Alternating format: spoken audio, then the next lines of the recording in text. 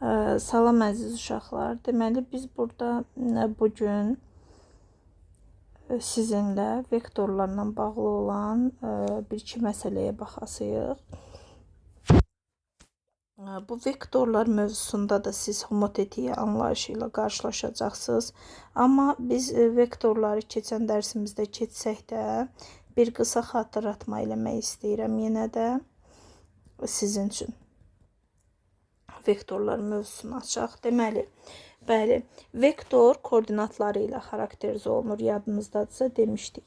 Vektorun məsələn 3-cü testdəki kimi uzunluğunu taparkən kök altında onun uyğun koordinatlarının kvadratlarının cəmini tapırıq. Elədimi? Buradan da alınır 15. Vektorun uzunluğu və ya modulu eyni anlayışdır. Yəni modulda A vektoru görürsünüzsə, o vektorun uzunluğu deməkdir. Və ya vektorun mütləq qiyməti 7-ci testdəki kimi mütləq qiyməti, uzunluğu, modulu. Bu üç anlayışın üçü də bir-biri ilə eyni mənanı verən anlayışlardır. Vektorları bilirsiniz ki, müəyyən bir ədədə vurmaq olar, toplamaq olar, çıxmaq olar.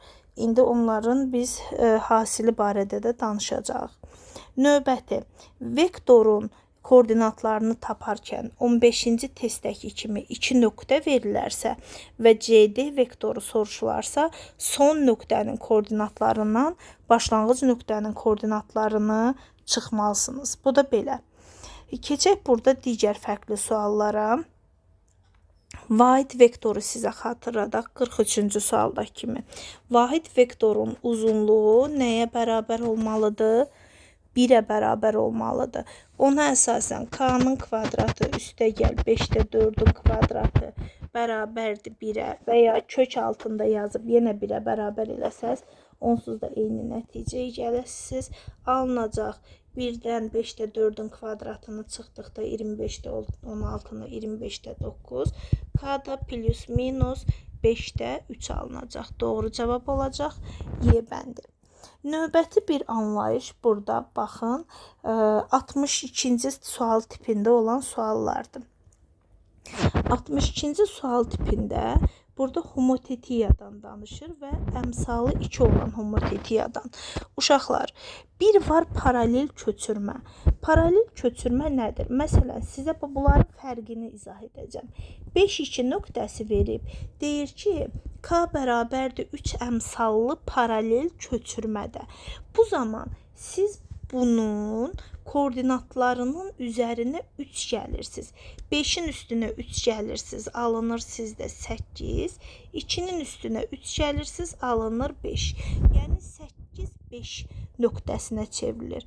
Amma K bərabərdir 3 əmsallı homotetiya olsaydı burada nə baş verərdi? Koordinatları 3-ə vurardınız. Alınardı 15-6. İndi gəlin baxaq biz.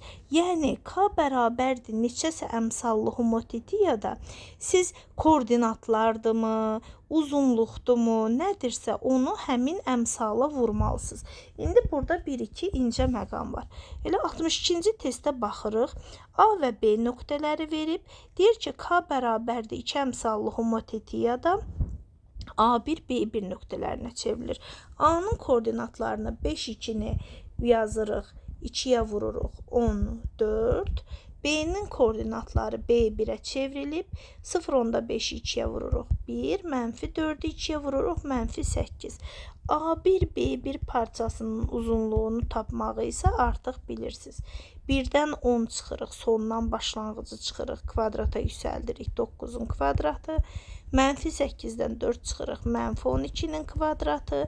Bu da bizə neçəni verir? 15-i verir. Aydındırmı? Amma burada təbii ki, fərqli testlər də var. Fərqli testlərdən biri 77-ci sualdır. 77-ci sual artıq 11-ci sinif sualdır. Burada vəziyyət biraz fərqlidir. Oradakı ilə buradakı arasında fərq nədir? Orada da əslində hansısa bir mərkəz var. Amma orada mərkəzi koordinat başlanğıcında olan homotetiya deyir sizə. Görürsüz? Koordinat başlanğıcının koordinatları 0, 0 olduğuna görə o təsir eləmir. Amma 77-ci sualla o sual arasındakı fərq nədir? Burada mərkəzin özü başqa yerdə artıq. Baxın, 5, 2, 1 mərkəzli homotetiya. İndi burada sizə biraz daha aydın olacaq ki, homotetiya nədir? Baxın, O nöqtəsi verib və A nöqtəsi verib. Deyir ki, mərkəz bu səfər koordinat başlanğıcı deyil. 0, 0 olsaydı elə eyni proseduru tətbiq eləyərdik. Yenidən A-nı 3-ə vurardıq, A'-in koordinatlarını rahatlıqla tapardıq. Mərkəz başqa yerdədir. Bu zaman siz bu anlayışı dərk eləməlisiniz. Bax, bu OA vektorunun uzunluğu, bir də OA' vektoru. OA' əslində OA vektorunun həmin o homotetiya əmsalı olan K ki var, K mislidir. Bax, bu da homotetiya. Yəni, bu o deməkdir ki, OA'-in içində OA-dan bizdə K3'dür. 3 dənəsi var. Yəni, OA uzunluğundakı parçanın 3 qatı yeni A nöqtəsi hansı ki, paralel köçürmədə gedir homotetiyada, daha doğrusu A'-ə.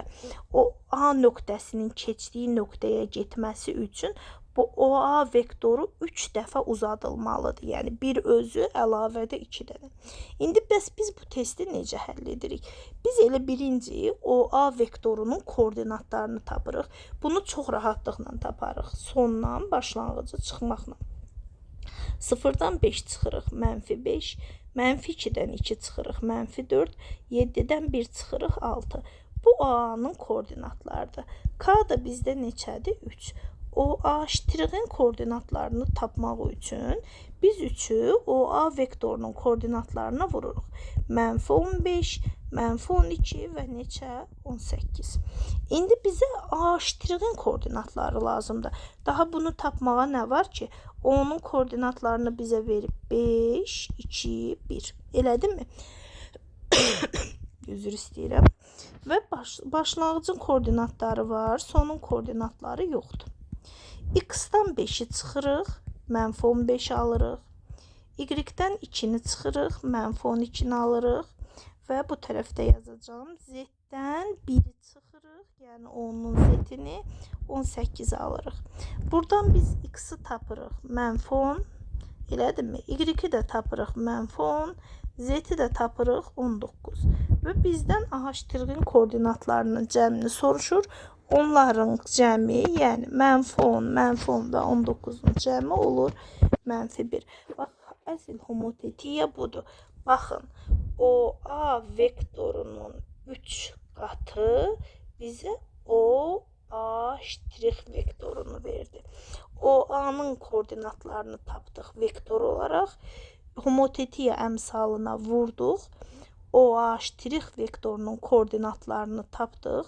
A'-in koordinatlarından O'nun koordinatlarını çıxanda -15, -12, 18 alınmalıydı. Ona görə də onun X, Y, Z-ini bax bu şəkildə tapdıq. İndi 78-ci sualı artıq özünüz həll edərsiniz. Bu mövzuda sizdə qalıb vektorları həndəsi olaraq toplamaq. Bir onu keçməmişik. İndi qalan testləri həll edin. Növbəti videoda onu da izah edəcəm.